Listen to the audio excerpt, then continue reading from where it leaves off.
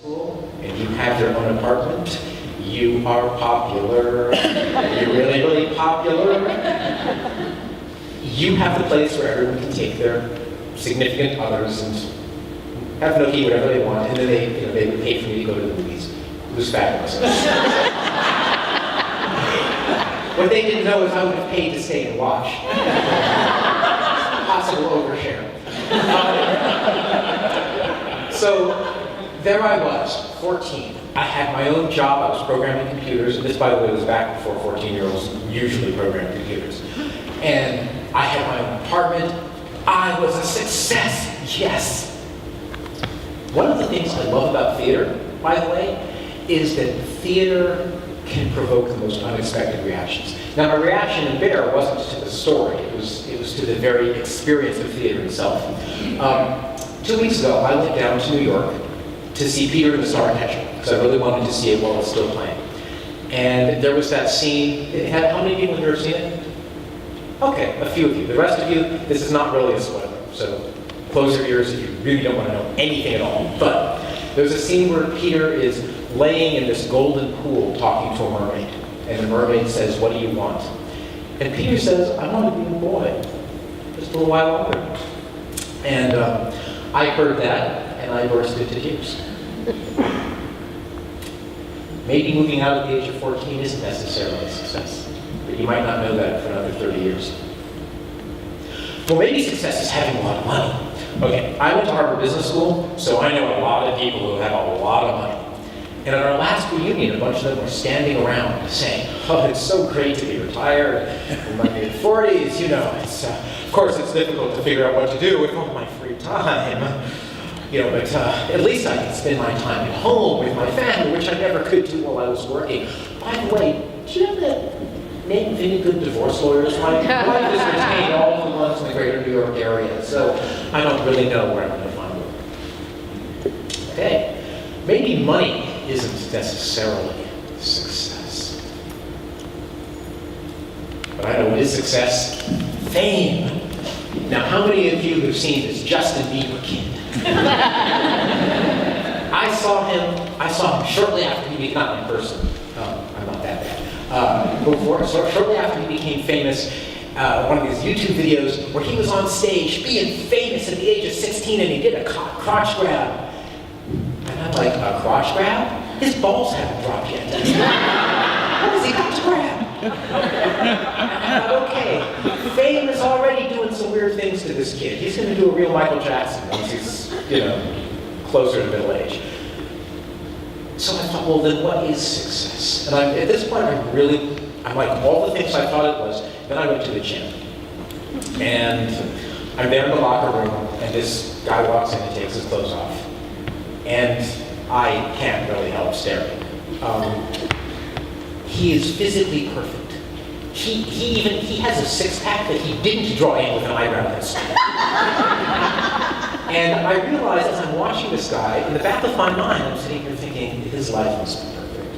He must have everything he wants. I'll bet he lives in a mansion. I'll bet that everything he wants to do in his life, he magically has the opportunity to do. And my brain was going on and on about this, about what an amazing life this guy surely had. And finally it occurred to me, he's right there, I could ask him. So, you'll notice I kind of have maybe fewer boundaries than most. I walked up to him and said, "Excuse me, I've been admiring your body for the last 10 minutes. And I couldn't help but think, your life must be perfect. Is that true?" He burst into tears. So I'm going to assume that was a no. So this led me to think and really wonder, what the heck do we even mean when we talk about success? There are two major ways of living your life. And everyone in this room, I can guarantee, has already chosen one of the two. I'll tell you which one. And this came, you mentioned my TEDx talk, the TEDx talk, and it's not on the TED website because there was a video screw up, and I'm still very upset about that, so we won't go into the details. But I recorded another version of it, an audio version, which is on my website, and it's called Living an Extraordinary Life. And it is addressed to the Harvard Business School community, and it's about the things I've learned from acting actors and the theater world. And when I came here, I was thinking, holy crap, what am I going to say? Because I've already said that piece to the Harvard MBA, so I go to theater people and say, you should all be theater people. They're going to kind of go like, yeah, we know. But here's the two primary ways of living your life. One of them is to make money and fame and power and all of those things, all of those sort of societal values, to make those the primary thing you strive for. And then once you've gotten them, maybe you'll find a way to do what your passion is, what your heart tells you, what you really feel like you want to do. Now, you could be lucky. You could go and spend your 20 years as an investment banker and retire at the age of 40, and then you get to go do all the beautiful things you wanted to do. That could happen, in which case you have money and you have passion. You're happy and successful. Of course, if you follow that path and go for the money and go for the day job in the soul-sucking corporation or whatever it is, and you don't then make your money, or you forget what your passion is, which an awful lot of those people do by the time, they get to be 45, they retire, and they don't have anything to do when they get home because there is nothing in their life. And they don't remember what should be there if they ever knew. Then you're miserable, but at least you've got money. Although if you're miserable, I'm not sure that that's necessarily a great trade-off. And by the way, there's a lot of societal support for living that way. Our entire economy is built around the idea that you can get a nice, predictable career in a nice, predictable organization, and you might not like the job, but someday you'll save up enough and find a way to then pursue what you love. The second path, and the second way of pursuing your life, and I'm going to submit that if you're in this room, you've almost certainly chosen the second way, is to start by pursuing your passion and what you love.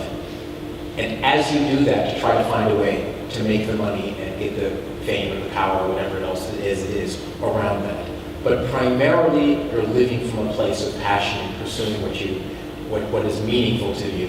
And then you're fitting all of the practical stuff around it. There is not very much societal support for that. It makes for very awkward conversation at cocktail parties. What do you do? I'm in theater. Oh. Huh. That must be so interesting for you. How can you memorize all those lines? Whereas if you say, I'm in investment banking, suddenly people go, oh.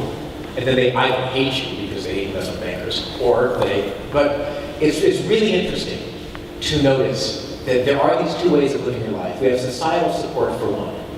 And I would submit what we really need is to have support for the other. And you're all living number two. So to begin with, when you're thinking about success, are you successful? Understand you've chosen a significantly different path than the rest of the world. Which means if you're using the rest of the world's criteria to judge your success, you're not necessarily going to come up high on the scale. If you make your decisions based upon, let me follow what is creatively important to me, let me follow what I believe is the impact I can have in the world, and then you expect that to make a lot of money, maybe it will, maybe it won't. Sometimes it does, in which case, once again, you can have both happiness and money. But also sometimes it doesn't, in which case, concentrate on the happiness, because that's the part you've got. That's what you're optimizing your life for. So enjoy it, recognize it, and understand that there is a cubicle waiting for you if you really want it. That's both a threat and a nightmare, and a promise.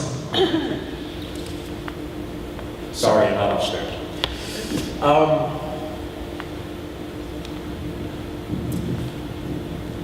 We're going to take a little diversion. If all of this is a story that's happening in your mind, and by the way, just for the record, everything I'm about to say, this is all based on research. I am not going to cite the research because that would be boring. But if you're interested later, I can give you most of the reasons on this. We have two completely separate minds and two different ways of experiencing the world. One of them I'll call the narrative mind, and that's our storyteller. And we are all telling stories all the time about everything that happens in life. And our storyteller is the part of us that remembers, that makes judgments. It's the part of us that does comparisons. And the storyteller is actually surprisingly well-developed and surprisingly creative. And there are three different types of narratives we tell. There's the third person narrative. This is the narrative that usually involves the word should. This is the narrative that your parents will tell to you and your friends. When you go home and your mother says, so have you got a real job yet? And you say, Mom, I'm 35, this is my real job. And your mom says, yes, I know. Have you gotten a real job yet? The narrative is I've been with 11 startups, 4 IPOs, and 4 acquisitions. I should be living in a castle right now. I should be living in a floating castle. Other people want a pony for their birthday. I should have a unicorn. I should have a floating castle and a unicorn. And I should be at a private jet that's big enough for me to take my unicorn with me when I go to my private island. Well, it turns out that narrative is not proven to be true of my life. I've made different choices. I did not become an investment banker or a financier. And it turns out that even if you go through a lot of successful companies, there are all kinds of ways in which things can arrange so that, remember that thing about risk? You can do the thing that doesn't seem risky and, oh, your company's going public, you're going to make a fortune. What they don't tell you is there's one piece of paperwork that if you don't sign it, you're not allowed to sell your stock. And I didn't sign it because I was told I was supposed to sign it. So by the time I finally found that out, my stock had gone from 36 down to 3. Oh well. My therapist and I are still working on it. And there's an entire narrative about what it means to have my background. I read my own bio and I go, holy crap. Like, this guy must have a floating castle, have unicorns, all that stuff.